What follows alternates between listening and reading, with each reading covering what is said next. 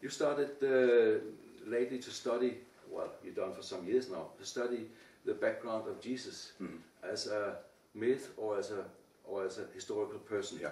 Yeah. And you looked for evidence that he existed, never found any evidence, like some of your colleagues in this field.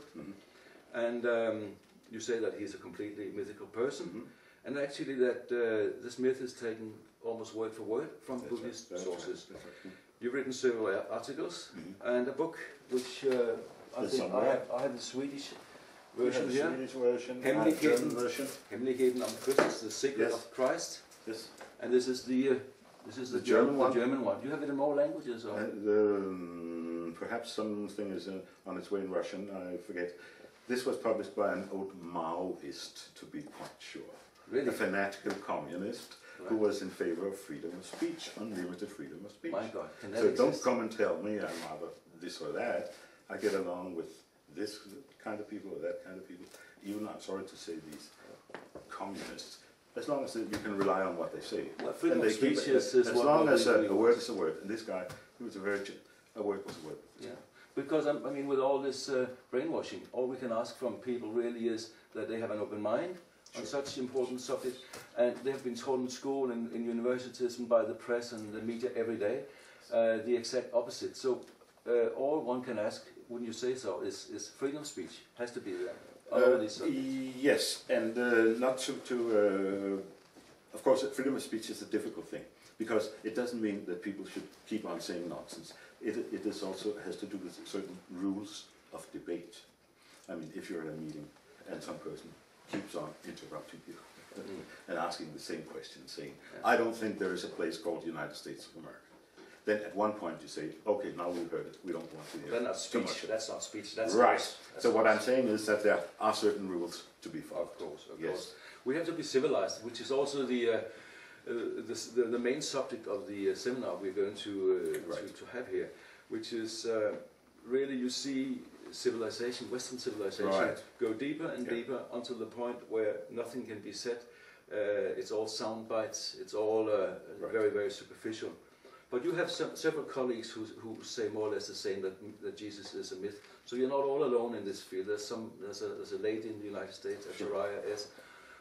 And there's also Robert Countess, renowned scholar on this in this area. He used to say that, well, you're not a Buddhist. He thought either. You were an atheist. He thought.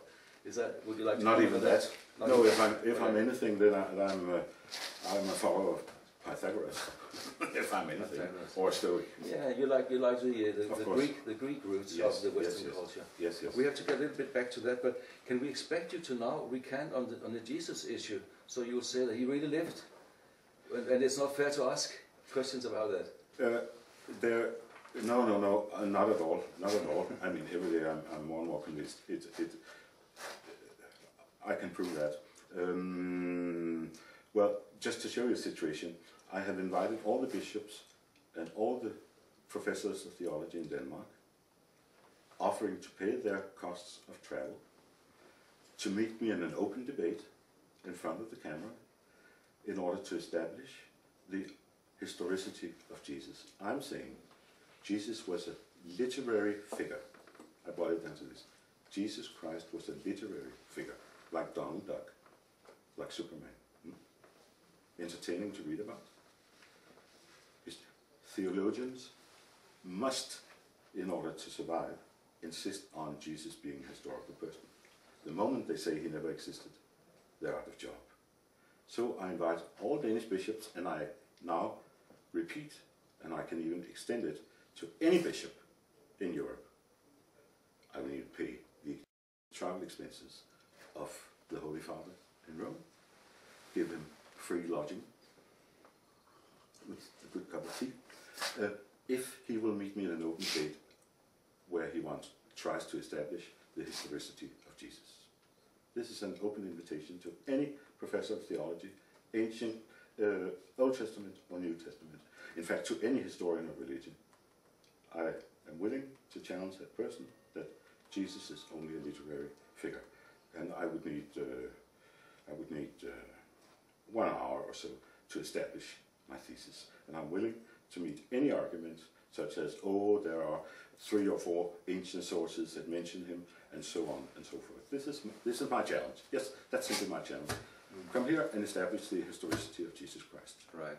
But couldn't you say that it's the case with all religions today, that they are under attack, losing ground to science, atheism, or even cynicism in general maybe? Shouldn't all religions, and not just Christianity or Jesus, be questioned? Like Judaism, for instance, which I know we're both pretty critical of. Yes. I deal with these 3 religions that we can call, and historians of religion accept this, the 3 sons of Abraham: Judaism, Christianity, and Islam, in that order. Judaism is one thing we have to come back to. Christianity then is based partly, certainly not just Buddhist sources, I don't want to be misunderstood, partly on Old Testament sources and on Buddhist sources, and let's say a small group of other sources. And on the basis of these, the Holy Book of the Christians, the New Testament, have been created. Good. Then we come to Islam as number 3, the 3rd son of Abraham. And the 3rd son of Abraham is largely based on New Testament, Old Testament, plus revelations of Muhammad. That's what the Quran consists of, with the Arabic language, right? So clearly, before we turn to the Quran, and to which is the foundation, of course, of Islam, we want to get it quite clear what is the New Testament, and we also want to get it quite clear what is the Old Testament. That is how I think matters should be dealt with for certain. For certain, that's how I want to look upon it. And then it's too early to reach conclusions. So I don't want to go to any premature conclusions, just as I don't want to, with regard to the figure 6 million and the actual number of Jews that perished.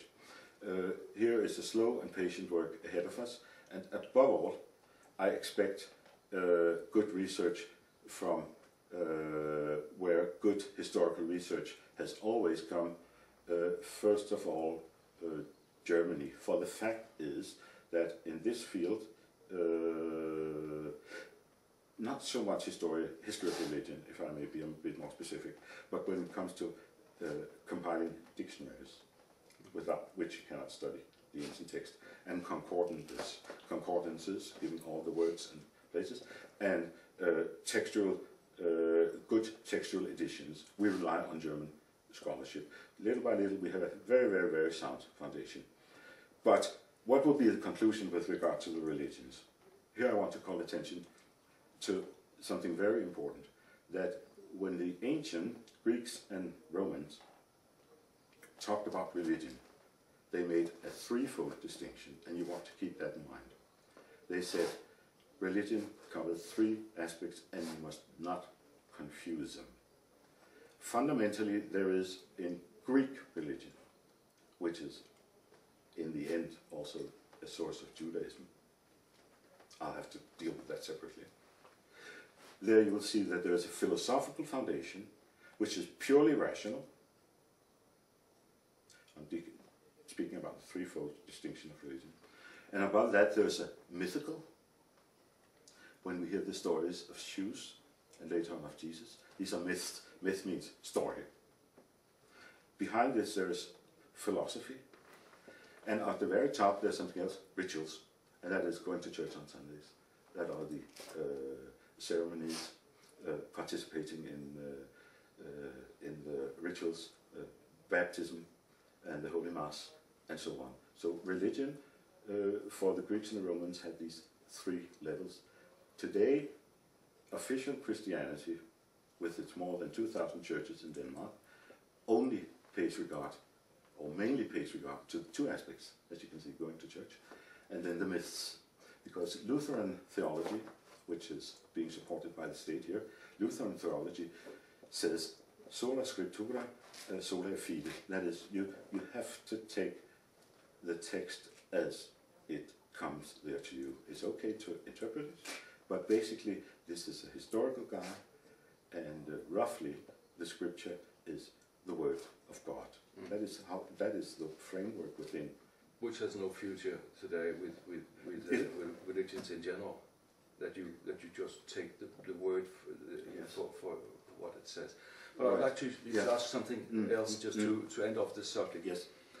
So you admire the classical Greek philosophy and virtues. Yes. So you don't expect us to go back to Odin and Thor. That would not be an ideal. You would rather go back to the Greek roots. Is that? Yes. Now, as said before, at the foundation of Greek religion, and this will become quite new, many historians of religion will say what he's saying now. Again, he's saying something controversial that doesn't make sense, but it makes sense what I'm saying. At the root of this Greek religion are very, very clearly developed philosophical concepts, expressing themselves in Greek terms such as logos, to take one. And this means that, and now this is good, because the foundation of ancient Greek religion is also the foundation of modern science. See, when you have geology, meteorology, Scientology, I don't know about Scientology, and I don't know about theology, I could teach you but about that. philology and others, geology, it's the logos, the Greek there. These are sciences.